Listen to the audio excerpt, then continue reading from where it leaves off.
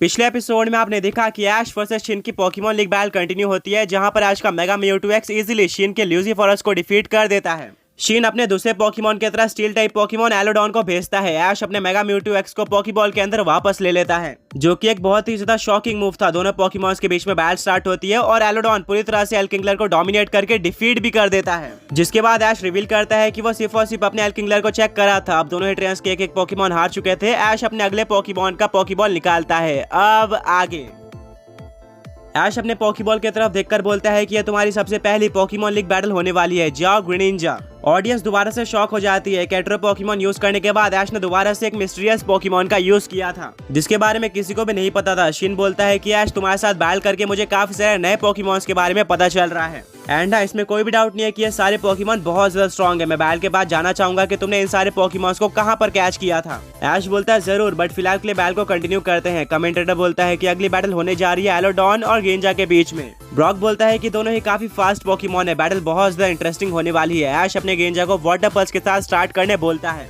एलोडॉन इस अटैक को easily Dodge कर लेता है और यूज करता है स्टील बीम अटैक का। ग्रीनिंजा भी इस अटैक को डॉज कर लेता है, जिसको देखकर शिन पूरी तरह से सरप्राइज रह जाता है। वो बोलता है कि मुझे लगा था कि एल्किंगलर की तरह ये भी एक स्लो पोकेमॉन है, बट मैं गलत था। वेल एलोडॉन, अभी आयरन हेड अटैक का यूज करो। एलोडॉन बिल्कुल ऐसे ही करता है और वो गेंजा की तरफ बढ़ना स्टार्ट करता है। जैसे वो गेंजा के पास पहुंचता है, गेंजा वहां से गायब हो जाता है, जिसको देखकर एलोडॉन पूरी तरह से शॉक रह गया था। एंड अब वो एलोडॉन के पीछे जाकर यूज कर देता है कट अटैक का, जिससे एलोडॉन जमीन पर गिर जाता है। ऑडियंस बहुत ही ज्यादा एक्साइटेड हो जाती है। ब्रॉक बोलता है कि एलोडॉन की सबसे स्पेशल पावर स्पीड है, बट अब गेंजा दिखा रहा है कि स्पीड किसको कहते हैं। शिन बोलता है कि एलोडॉन क्या तुम ठीक हो। एलोडॉन वापस से खड़े हो जाता है, यानी कि वो आगे बैटल कंटिन्यू कर सकता था। शिन बोलता है कि बहुत बड़ी एलोडॉन, अभी आयरन टेल अटैक का यूज करो।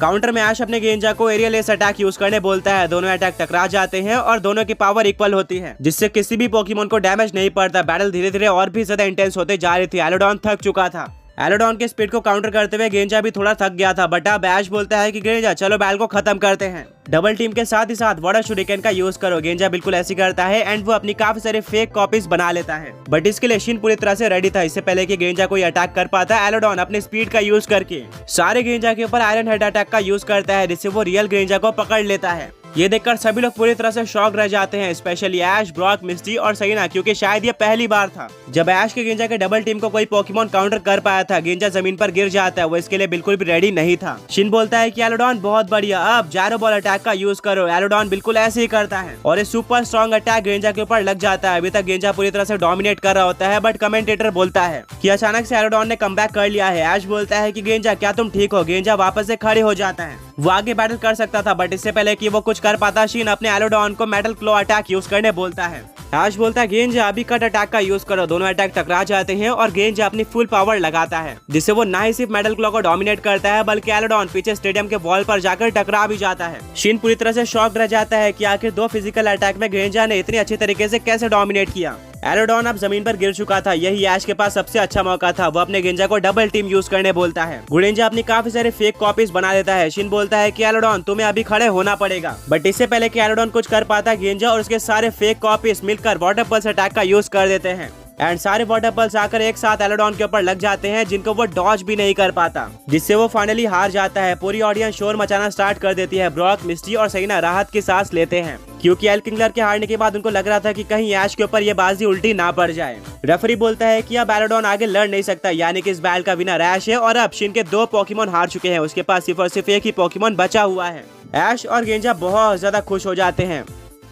आगे बढ़ने से पहले पिछले पोके क्विज के विनर्स ये रहे एंड आज का क्वेश्चन थोड़ा डिफिकल्ट होने वाला है। पोकेमॉन वर्ल्ड का इकलौता फायर और ग्रास टाइप पोकेमॉन कौन सा है। शिन अपने एलोडॉन को पोकेबॉल के अंदर वापस लेता है और बोलता है कि तुमने सच में बहुत ज्यादा अच्छी बैटल करी है और हमारे सारे फैंस का दिल जीत लिया है, अब तुम आराम करो। शिन बोलता है कि ऐश मानना पड़ेगा, तुम्हारा गेंजा स्पीड के मामले में एलोडॉन से बिल्कुल भी पीछे नहीं था, तुमने काफी ज्यादा अच्छा मूव खेला है। डेफिनेटली अगर गेंजा के अलावा कोई और स्लो पोकेमॉन अपोनेंट में होता तो एलोडॉन उसको डिफीट कर सकता था, बट कोई बात नहीं। शिन अपने थर्ड पोकेबॉल को निकालता है और बोलता है कि अब सब कुछ तुम्हारे ऊपर है, जाओ वॉर्थिक, एक और एट्रो पोकेमॉन। ऐश अपने पोकेडेक्स को निकालता है, जिसके बाद उसको पता चलता है कि ये पोकेमॉन वॉर्थिक है, जिसकी टाइपिंग ड्रैगन और ग्रास टाइप है। ऐश अपने गेंजा के साथ ही बैटल को कंटिन्यू करना चाहता था, ये जानते हुए भी कि उसका अपोनेंट एक पार्ट ग्रास टाइप पोकेमॉन है, जो कि गेंजा के टाइपिंग पर सुपर इफेक्टिव है। वेल अब बैटल शुरू होती है। ऐश अपने गेंजा को हाइड्रो पंप अटैक यूज करने बोलता है, जिसको वॉर्थिक डॉज कर लेता है एंड यूज करता है रेजर लीफ अटैक का, जिसको गेंजा इजीली जंप करके डॉज कर लेता है, पर जब वो हवा में होता है पर तभी शिन काफी स्मार्टली अपने वॉर्थिक को वाइन वीप अटैक यूज करने बोलता है। वॉर्थिक बिल्कुल ऐसे ही करता है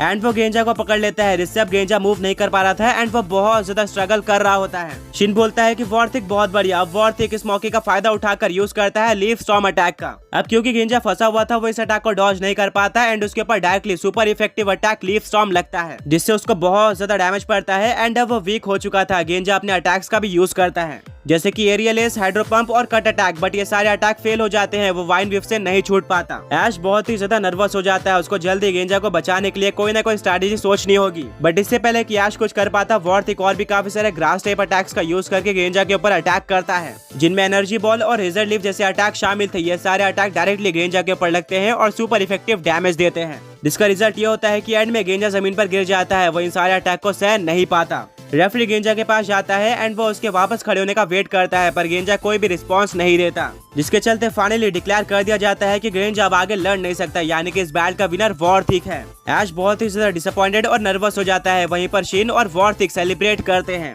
उनको पता था कि उन्होंने कितने ज्यादा स्ट्रॉन्ग पोकेमॉन को डिफीट किया है। सैना बोलती है कि एड्रो पोकेमॉन बहुत स्ट्रॉन्ग है। ऐश को उन्हें अंडर एस्टिमेट नहीं करना चाहिए। वो किसी भी टाइम पर ऐश के किसी भी पोकेमॉन को डिफीट करने की पावर रखते हैं। ऐश अपने गेंजा को पोकेबॉल के अंदर वापस लेता है और बोलता है कोई बात नहीं, तुमने बहुत ज्यादा अच्छा ट्राई किया है। और अब ऐश अपने लास्ट पोकेबॉल को निकालता है। कमेंटेटर बोलता है कि अब शिन और ऐश दोनों के दो पोकेमॉन हार चुके हैं और फाइनल बैटल स्टार्ट होने जा रही है, जिससे डिसाइड हो जाएगा कि फर्स्ट राउंड कौन जीतने वाला है और किसके पास लीड होगी। ऐश म्यूटू के पोकेबॉल की तरफ देखता है और बोलता है कि अब सब कुछ तुम्हारे ऊपर डिपेंड करता है। अभी बाहर आ जाओ। मेगा म्यूटू एक्स बैटलफील्ड में आ जाता है, यानी कि फाइनल बैटल वॉर्थिक और मेगा म्यूटू एक्स के बीच में होने वाली थी।